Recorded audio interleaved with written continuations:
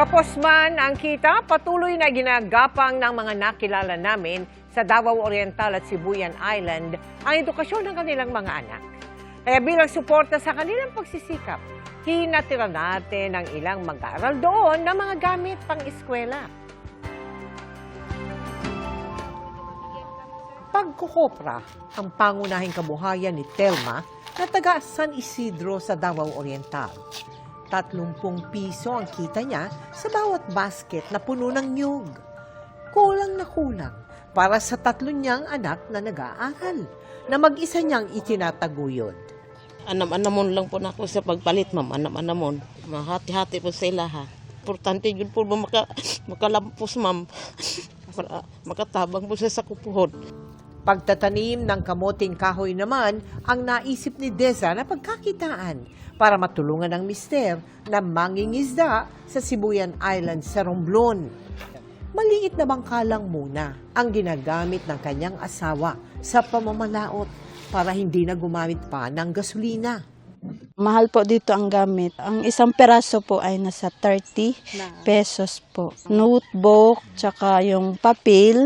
Bago pa man magsimula ang pasukan, sinikap ng GMA Kapuso Foundation na makapaghatid ng kumpletong school supplies sa mga kinder at grade 1 students sa 72 eskwelahan sa Davao Oriental at 29 na eskwelahan sa Sibuyan Island.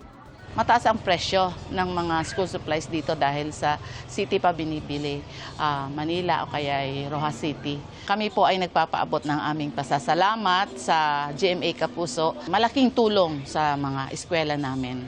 Sa kabuuan, 6,000 mag-aaral ang ating natulungan doon.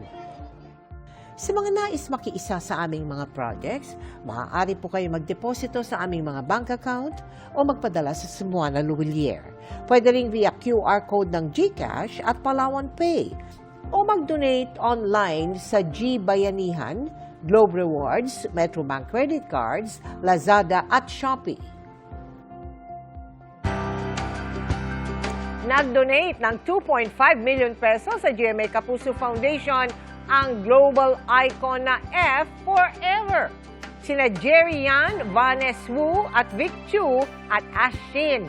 Ang donasyon ay mapupunta sa Operation Bayanihan, partikular sa relief at rehabilitation efforts para sa mga naapektuhan ng magnitude 7.8 na lindol sa Mindanao. Taos puso po kaming nagpapasalamat sa kanilang kabutihang loob.